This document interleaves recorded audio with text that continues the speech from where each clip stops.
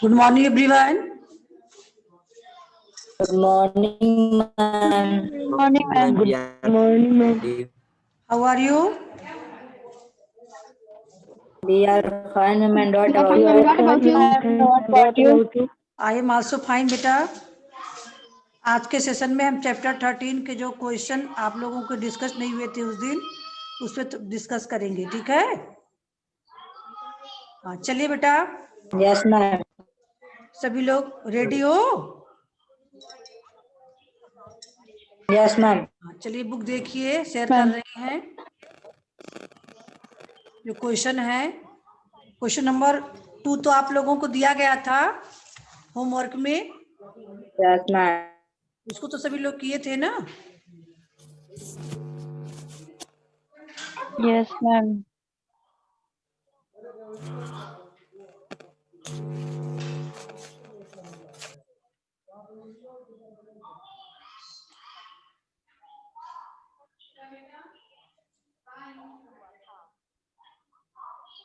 Book दिखने लगी?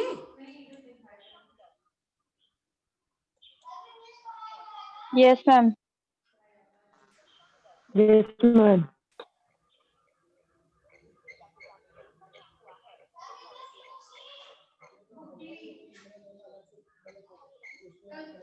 हाँ, देखिए बेटा, क्वेश्चन नंबर 2 में जो क्वेश्चन थे का खा गा घा, सभी लोगों ने सॉल्व किया था।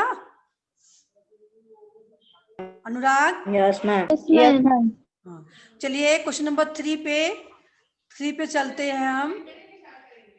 क्वेश्चन नंबर 3 है, मंत्री ने विज्ञान की क्या परिभाषा दी? अनुराग उपाध्याय आप बताएंगे, मंत्री ने विज्ञान की क्या परिभाषा दी थी राजा को?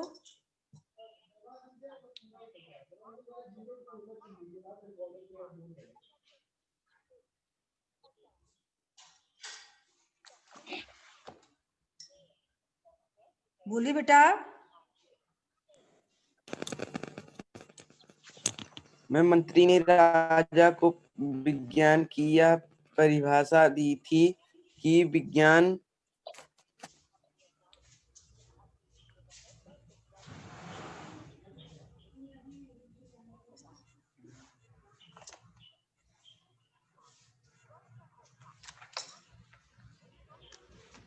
बुक को आप लोग दोहराए नहीं थे क्या पाठ को? हैं?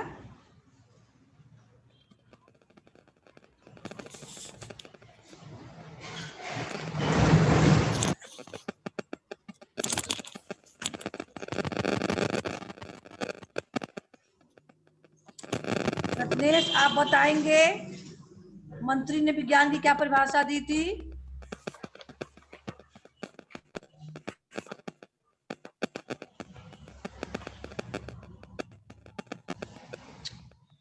चलिए अभिषेक यादव आप बताइए। ये लोग अभी Yes, ma'am. मंत्री ने विज्ञान की परिभाषा दी थी कि विज्ञान अवलोकन, प्रयोग और तथ्य विश्लेषण पर आधारित होता है, जिसमें वैज्ञानिक पहले उस विषय समस्या के विषय में अवलोकन किए गए तथ्यों को। बहुत अच्छा परिभाषा बेटा आपका। चलिए दूसरा क्वेश्चन है, मंत्री की जगह आप होते तो किस प्रयोग द्वारा राजा को अपनी बात समझाते?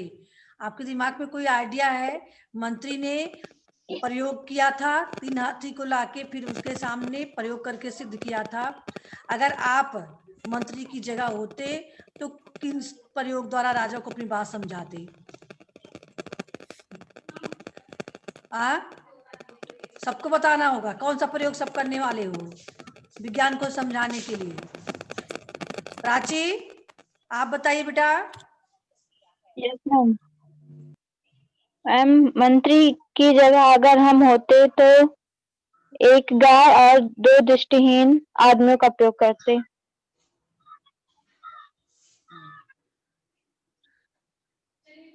अनुराग आप क्या करते, कैसे प्रयोग करके समझाते? मैम यदि मैम हम मंत्री की जगह होते तो हम चिड़िया को लेकर समझाते कि वह कैसे उड़ रहा।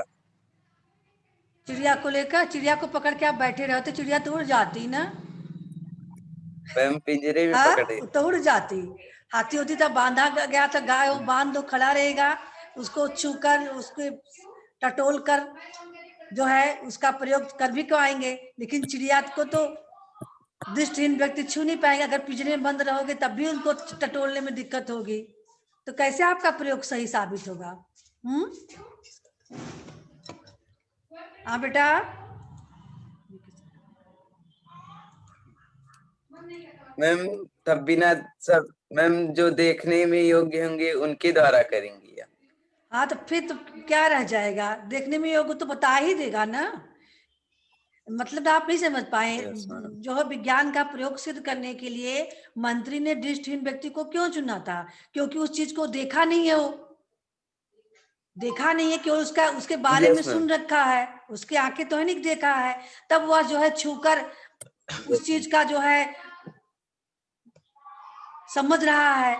लेकिन जो व्यक्ति देखने लायक है, देख सकता है, वह तो जब बिना छुए उसे देख के बता देगा कि क्या है। Yes, ma'am. मुस्कान, आप कैसे प्रयोग करती? मुस्कान,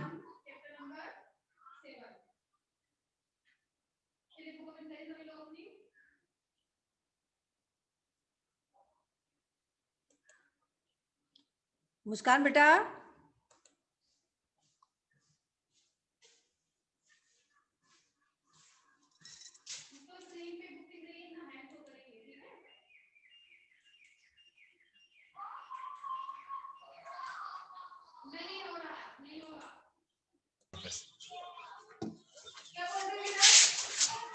हाँ बेटा, मुस्कान, चलिए खुशी आप बताइए, मंत्री की जगह होती तो आप अपनी बात को कैसे समझाती, किस प्रयोग द्वारा?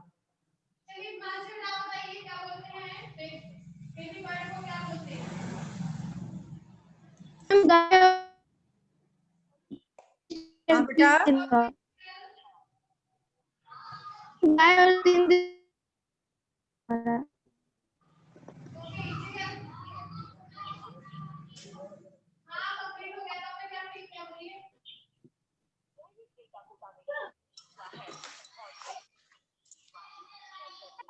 बताइए बेटा।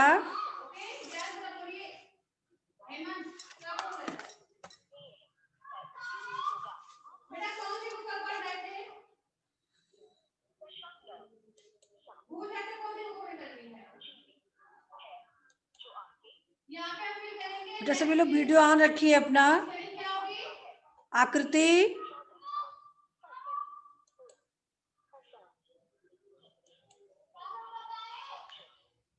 आकृति,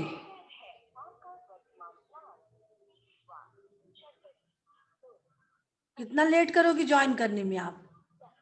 बताइए, मंत्री की जगह आप होती तो किस प्रयोग द्वारा राजा को समझाने की बात को कोशिश करती विज्ञान के बारे में?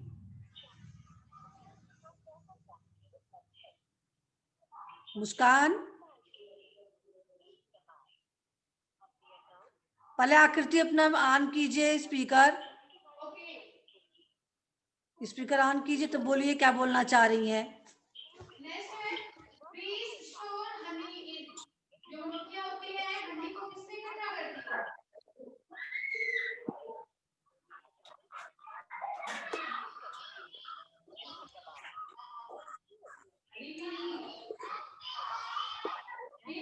बोलिए बेटा।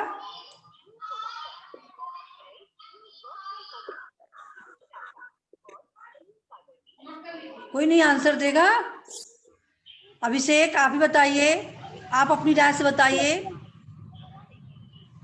मैम मंत्री की जगह अगर मैं होता तो मैं अलग प्रयोग से राजा को अपनी बात समझाता, जैसे कि एक तोता और तीन दृष्टिहीन व्यक्ति, और जैसे कि राजा ने उन्हें यह समझाया था कि तीनों ने हाथी के गुण और दोष को देखते हुए उन्होंने उस जानवर का नाम बताया कि वह हाथी है। अगर तोता और कौवा और कोई पक्षी होता तो छूने में ऐसे ही लगता कि अलग थोड़ी एहसास होता। मान लीजिए Yes, ma'am. तोता को ले लीजिए और फिर कौवा को ले लीजिए, कबूतर ले Yes, लीजिए, कोई व्यक्ति उसको देखा ना हो तो छुएगा तो उसको सब एक जैसा ही लगेगा। Yes, ma'am. है? और हाथी के बारे में उसने कल्पना तो था कि हाथी बहुत बड़ा जंतु होता है, Yes, उसके 4 पैर, खूब मोटे मोटे पैर होते हैं, मोटी सी सूंड होती है सांप जैसी, कान होते हैं सूप जैसे, ऐसा कहा जाता है ना। तो इस आधार पे Yes, उन्होंने ma'am. इसको छुआ, बाद में छूट कर तीनों लोगों ने अपने अपने निष्कर्ष को रखा, तो फिर बाद में जो है डिसाइड हो गया।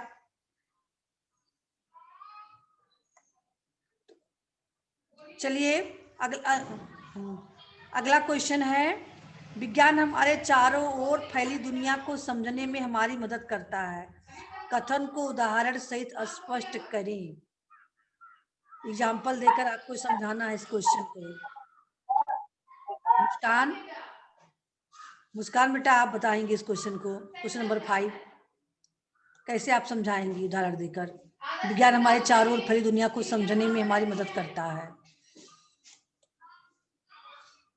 क्योंकि आज तीनों क्वेश्चन आप लोग को करके देना है होमवर्क में। Yes, ma'am. Yes ma'am. बताइए।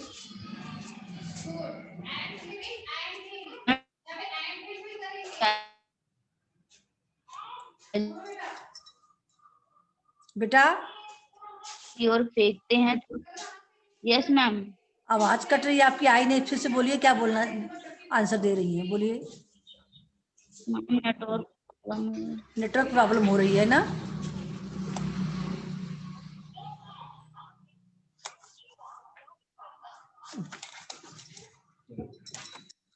यही काम नहीं कर रहा है दे दी थी मोबाइल। बेटा। मुस्कान बोल रही हो? मुस्कान यस मैम। बोलिए, आप आंसर दीजिए। मैम, विज्ञान हमारे चारों ओर फैली दुनिया को समझने में हमारी मदद करता है। यह कथन सही है, क्योंकि जब हम किसी चीज को ऊपर की ओर फेंकते हैं तो वह नीचे आकर गिरता है। यह इसलिए होता है क्योंकि पृथ्वी में एक गुरुत्वाकर्षण बल होता है जो किसी भी चीज को अपनी ओर आकर्षित कर लेता है।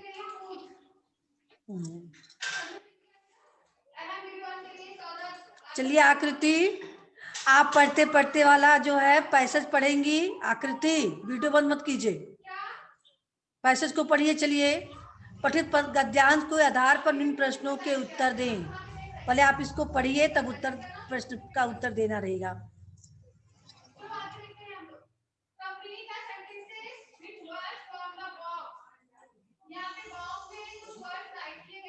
आकृति स्पीकर ऑन कीजिए पहले। मैम अच्छे से नहीं दिखाई दे रहा है। बुक आपके पास है? मैम बुक नहीं है। हिंदी की बुक नहीं है आपके पास? मैम है तो लेके बैठना नहीं चाहिए बुक आपको। क्लास करने बैठी तो बुक और जो है नोटबुक सब लेके बैठना चाहिए ना। ऐसे क्लास लेने बैठ जाती हो सभी लोग? क्यों बेटा, सभी लोग ऐसे बैठ जाते हो, बुक्स नहीं लेते हो? मैम लिए हैं। मैम लिए हैं। बहुत तेजू खां है ना, इसलिए बुक लेके नहीं बैठती है, ये कथा सुनने बैठती है। जब क्वेश्चन पे डिस्कस हो रहा है तो आपके पास बुक होना जरूरी है ना। कैसे आप इतना तो रट्टी तो हो नहीं कि हाँ आप उत्तर दे सकती हो। उत्कर्ष वीडियो ऑन कीजिए। उत्कर्ष, खुशी,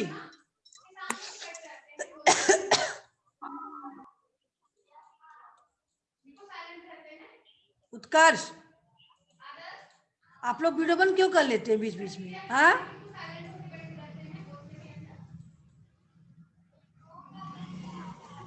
चलिए खुशी आप पढ़ के बताइए। नई स्क्रीन पे दिख रहा हो तो आप अपने बुक में पढ़ के बताइए। एक सप्ताह तक मंत्री ने बहुत गहराई से विचार किया। फिर राजा से कहा, महाराज, आपने एक बहुत बड़ा सवाल किया है कि विज्ञान क्या है। इसका जवाब देने से पहले यह जानना जरूरी होगा कि आपके अधमार के सवालों में क्या समान। सभी सवालों का संबंध सारी दुनिया को समझने की जिज्ञासा है, जो किसी चीज को देखकर, छूकर, सूंघकर, चखकर यह सुनकर पैदा हुई है। यह जिज्ञासा एक सवाल उठती है और विज्ञान उस सवाल का जवाब देने की कोशिश करता है। इस प्रकार विज्ञान हमारे चारों ओर फैली दुनिया का समझने में हमारी मदद करता है। चलिए, अब क्वेश्चन किया गया है, राजा ने मंत्री से क्या सवाल किया? बताइए आकृति, राजा ने क्या सवाल किया था मंत्री से?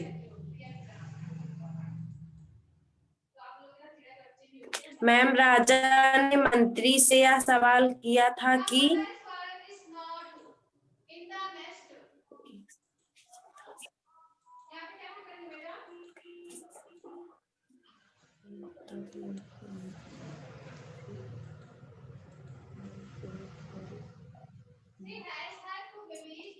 आपकी आवाज ही नहीं आ रही है। खुशी, आप बताइए क्या सवाल किया था? राजा ने सवाल किया था कि विज्ञान क्या है? विज्ञान क्या है? राजा और राजकुमार के सवालों में क्या समानता थी? अनुराग, आप बताएंगे? राजा और राजकुमार के सवालों में क्या समानता थी?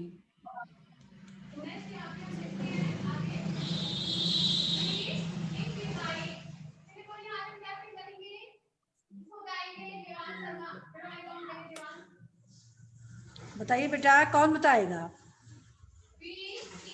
हाँ, आप देखिए। मैम, राजा और राजकुमारों के सवालों में यह समानता थी कि जो किसी चीज को देखकर, छूकर, सूंघकर, चखकर या सुनकर पैदा होती है। हाँ, उन दोनों लोगों के सवालों में समानता थी कि दोनों ही सारी दुनिया को समझने की जिज्ञासा जिज्ञासा है दोनों के अंदर, और वो जिज्ञासा को किसी चीज को छूकर, सूंघकर या देखकर या चखकर या फिर हम सुनकर जो पैदा होती है ना, किसी भी चीज को समझने की शक्ति। तो यह जिज्ञासा ही उन लोगों का था, समझने का सवाल पूछने का। विज्ञान किसे समझने में हमारी मदद करता है? बताइए प्राची।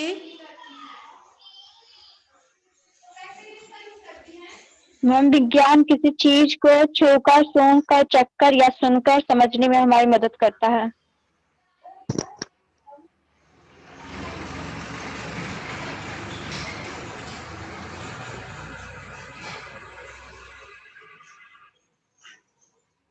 बताइए अभिषेक।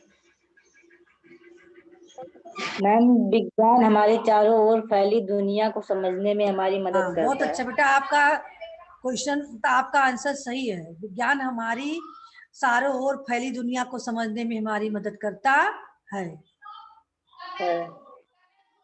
मंत्री ने किस बात पर 1 सप्ताह तक विचार किया था?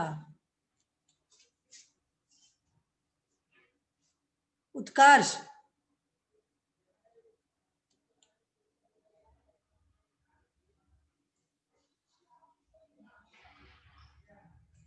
हाँ बेटा।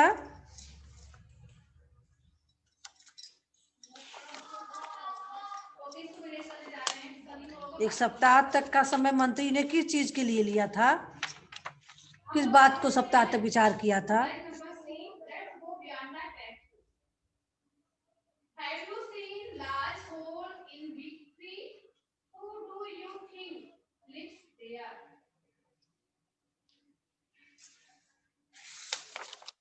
बताइए अनुराग, आप ही बताइए।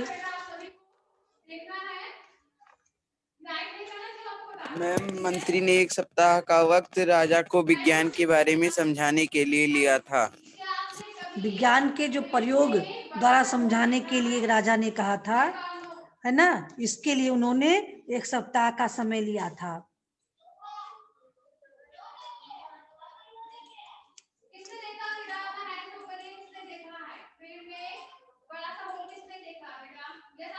चलिए, अगला क्वेश्चन है, उपर्युक्त गद्यांश किस पाठ से लिया गया है? तो सभी लोग बता सकते हो।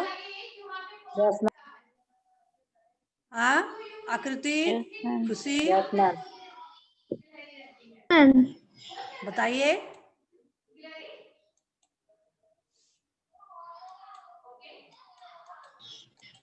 खुशी, उपरोक्त गद्यांश पाठ 13 विज्ञान क्या है से लिया गया है। चलिए अब हम बातें भाषा की तरफ बढ़ते हैं। देखिए, आप लोग पिछले पाठों में अभिकारी शब्द की परिभाषा व भेद के बारे में जाना था। अभिकारी शब्द कितने हैं, किनको याद है? हैंड शो कीजिए, हैंड शो कीजिए अभिकारी शब्द के।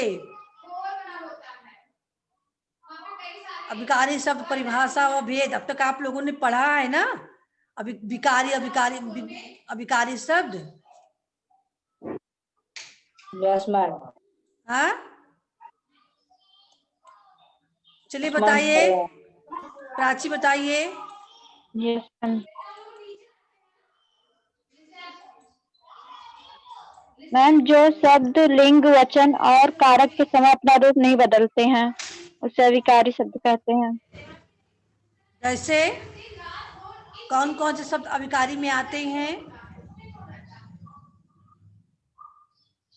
बताइए अभिषेक। मैम, क्रिया विशेषण, समुच्चयबोधक, संबंध। हाँ,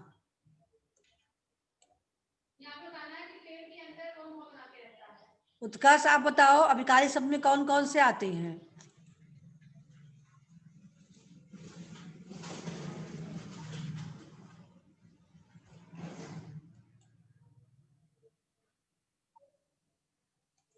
उत्कर्ष आज कुछ बोलना ही नहीं चाह रही हैं, खाली जुड़ गए हैं बस।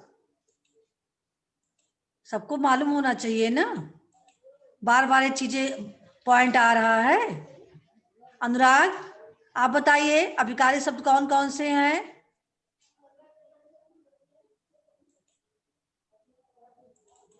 कौन कौन से शब्द है अभिकारी में?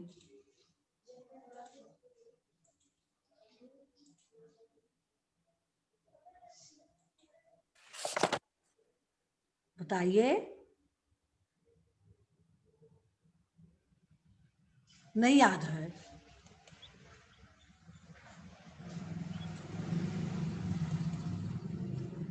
हम बताइए अभिषेक। अभिषेक को याद है, मुस्कान को याद है, प्राची भी सही बताई हैं। बोधक, संबंध बोधक, विस्मयादि बोधक, निपात। हाँ, क्रिया विशेषण, समुच्चय बोधक, संबंध बोधक, विस्मयादि बोधक, निपात, है ना। ये अभिकारी शब्द हैं। तो विकारी शब्द कौन कौन से हैं इसके बताते चलिए आप अभिषेक। मैम, संज्ञा, सर्वनाम, विशेषण, क्रिया। हाँ, तो चलिए अब हम आपको आगे क्या पढ़ना है इसके बारे में बताएंगे। अब आगे आपको पढ़ना है वर्ड से शब्द बनते हैं, वर्ड से शब्द बनते हैं और सार्थक शब्दों से ही वाक्य बनते हैं, जिससे किसी भाव या विचारों को पूर्णता अभिव्यक्त की जा सकती है। तो रचना के आधार पर वाक्य के 3 भेद हैं, सरल, संयुक्त और मिश्रित वाक्य, जिसके बारे में आप पढ़ चुके हैं अगले अध्याय में। और आइए अब आपको अर्थ के आधार पर वाक्य के भेद पढ़ना है। रचना के आधार पे वाक्य के 3 भेद किए गए थे, सरल, संयुक्त और मिश्र, जो आप पिछले पाठों में पढ़ चुके हो। अब आपको अर्थ की दृष्टि से वाक्य के कितने भेद किए गए हैं? 8। कितने भेद किए गए अनुराग? 8। आप देख लीजिए सामने आपके 8 भेद का नाम दिया गया है। पहला है विधानवाचक, फिर निषेधवाचक, आज्ञावाचक, प्रश्नवाचक, संदेहवाचक, संकेतवाचक, इच्छावाचक, विस्मयादिवाचक। शायद ग्रामर बुक में आप लोगों ने इसको पढ़ा भी है ना? Yes ma'am. ग्रामर बुक में पढ़ा है तो ज्यादा कठिन नहीं होना चाहिए। तो चलिए अब एक के बारे में हम विस्तार से पढ़ते हैं। पहला है विधानवाचक वाक्य। तो दिए गए वाक्य को पढ़िए, जैसे सूरज चमकता है, झरना बहता है, चिड़िया चहचहाती है और फूल खिलते हैं, हवा बहती है ना। ये सभी विधानवाचक वाक्य हैं, जिसमें कामों के होने का समान रूप से बोध हो रहा है। अतः जिन वाक्यों में किसी काम के करने या होने का समान रूप से बोध होता है उसे विधानवाचक वाक्य कहते हैं। यानी जिस वाक्य में कोई भी काम जो है हो रहा है सामान्य रूप से, है ना, उसे हम विधानवाचक कह रहे हैं।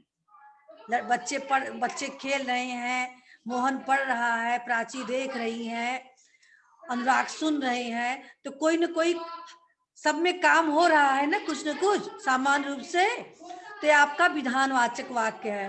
दूसरा है निषेधवाचक वाक्य।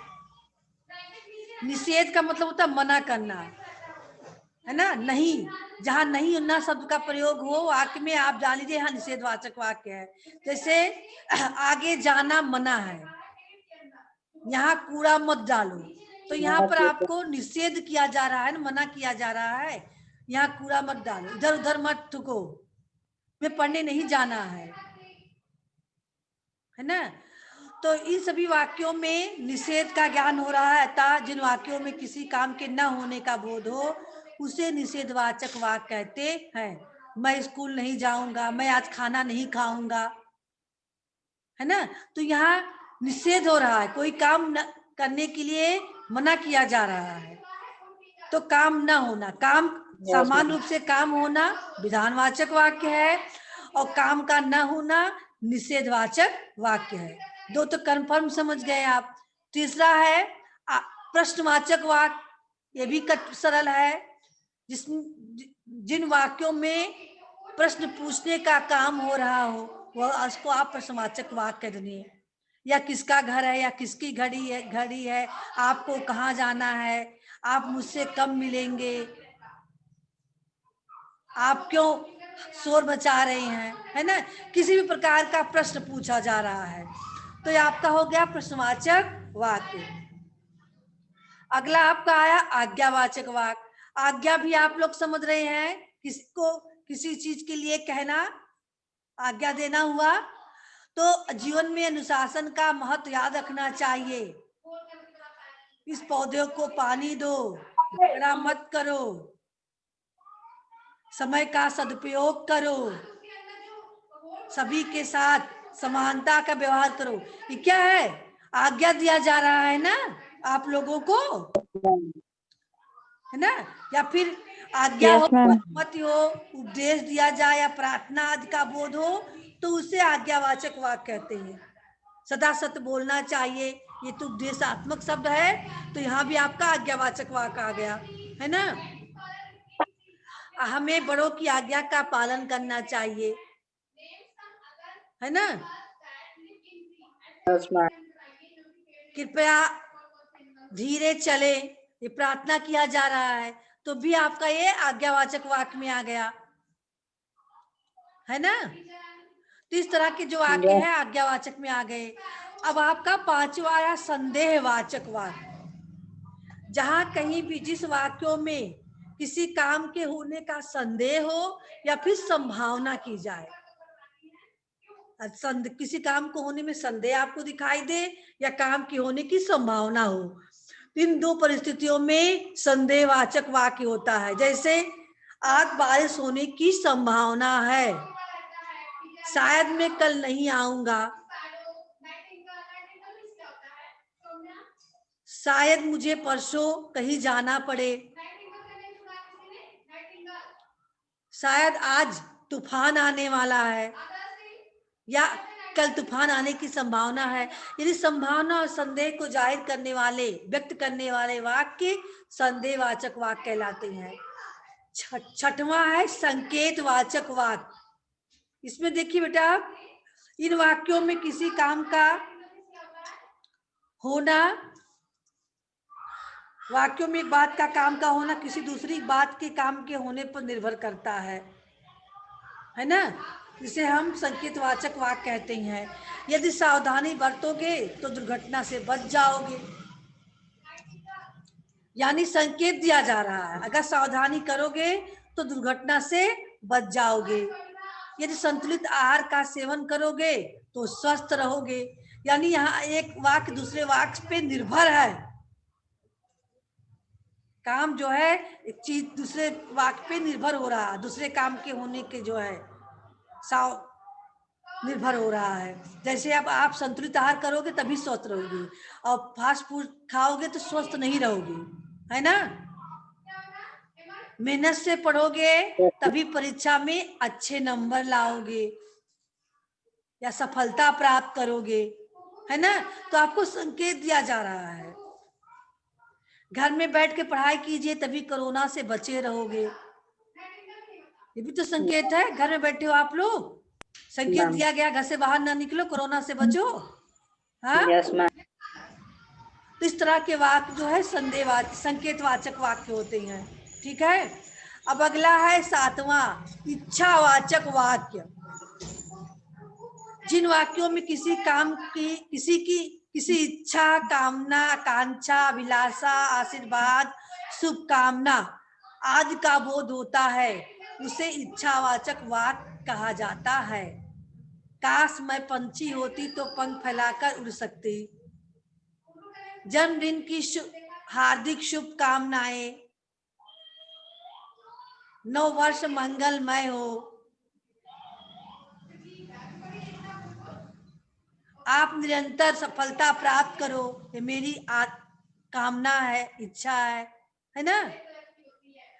सदैव यस मैम। हाँ सदा चिरंजीव रहो,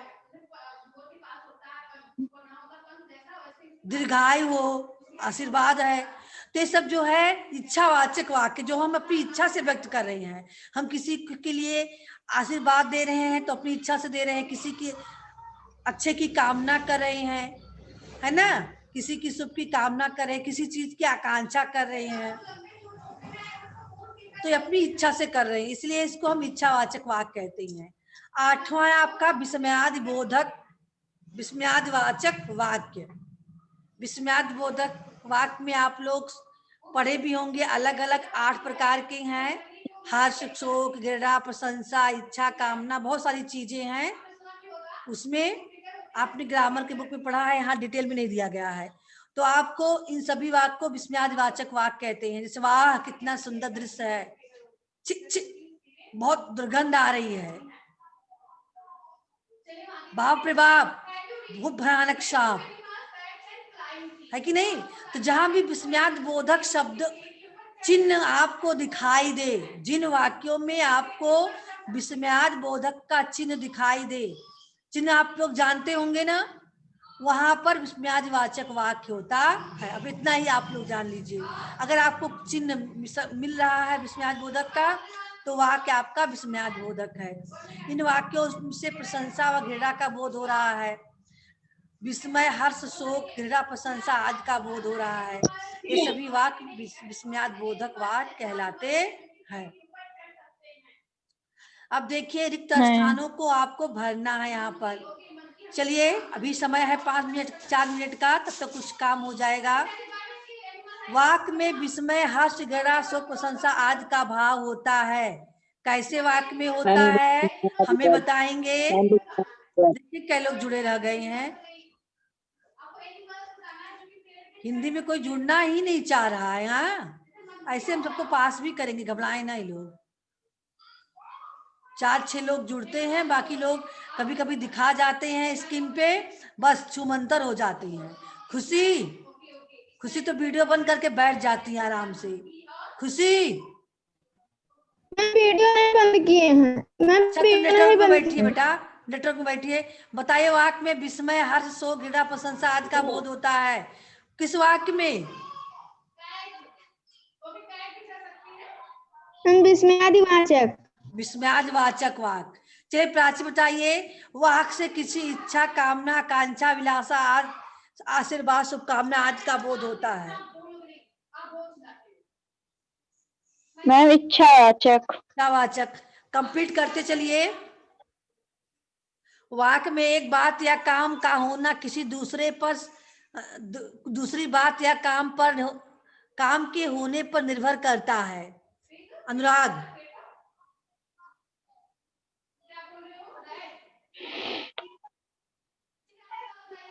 किस वाक्य में? एक बात या काम का होना किसी दूसरी बात या काम के होने पर निर्भर करता, भी जल्द पढ़ रहे हो। Yes, ma'am. बताइए मुस्कान। मैम संकेतवाचक। संकेतवाचक वाक, वेरी गुड। ध्यान नहीं था अनुराग आपका। चलिए, वाक्य से किसी कार्य के होने में संदेह या संभावना का बोध हो। पहले ही पता चल गया है प्राची, बताइए। मैम संदेहवाचक। संदेहवाचक। वाक्य में आज्ञा आज्ञा अनुमति उपदेश प्रार्थना आदि का बोध होता है। अभिषेक। मैम आज्ञावाचक वाक्य। आज्ञावाचक। वाक्य में किसी प्रकार के प्रश्न पूछने का बोध होता है। अनुराग।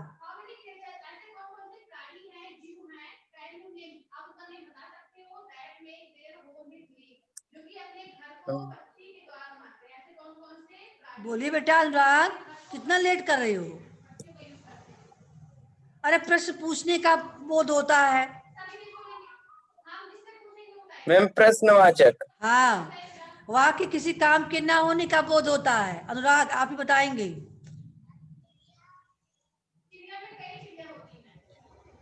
मैम एक बार दोबारा वाक्य से रिपीट किसी कर दीजिए। काम के ना होने का बोध होता है। मैम खुशी। अकर्मक अकर्मक हो क्रिया। गया। क्रिया पूछा जा रहा है यहाँ कि वाक्य का भेद पूछा जा रहा है। हाँ, कहाँ पर किसी काम को मना कर दिया जा रहा है, ना करने का हो रहा है। हाँ, नहीं समझ में आ रहा। निषेधवाचक। निषेधवाचक होगा। निषेधवाचक। वाक्य से किसी काम के करने या होने का समान रूप से बोध होता है। सबसे पहला है ये। अनुराग। संविधानवाचक। खुशी। विधानवाचक वाद। विधानवाचक। हाँ, चलिए बेटा, समय भी समाप्त हो रहा है। अब बचा है क्वेश्चन नंबर 2, 3। कितना बच रहा है? इन सबको आप लोग कल करके भेजिएगा, आज नहीं। आज के लिए तो आपको क्वेश्चन मिल चुका है ना? आज के लिए तो आपको मिल चुका है। Yes, ma'am. कौन सा क्वेश्चन? कलम की मैम सवारी का। 3, 4, 5। कलम की सवारी का क्वेश्चन नंबर 3, 4, 5, ये तीनों आज के वर्क में आप भेजेंगे। अभी डिस्कस हुआ यस है। और बाकी इसका जो है, एक तो आपने बुक में कर ही लिया है, उसको नहीं भेजने की काम है। भेद पहचान कर लिखे। क्वेश्चन नंबर 2, 3 और 4, ठीक है, इसको आज भेजेंगे। अब आपका Yes, ma'am. राजकुमार की तरह अपने मन में उठने वाले सवालों की सूची बनाएं और पुस्तक व इंटरनेट की सहायता से उसके उत्तर ढूंढकर अपनी नोट में लिखें। तो आप लोगों का करने लायक है, संडे तक कर डालिएगा इसको। इसके लिए एक्स्ट्रा Yes, समय ma'am. नहीं है, आप लोग समय निकाल के कर लेंगे।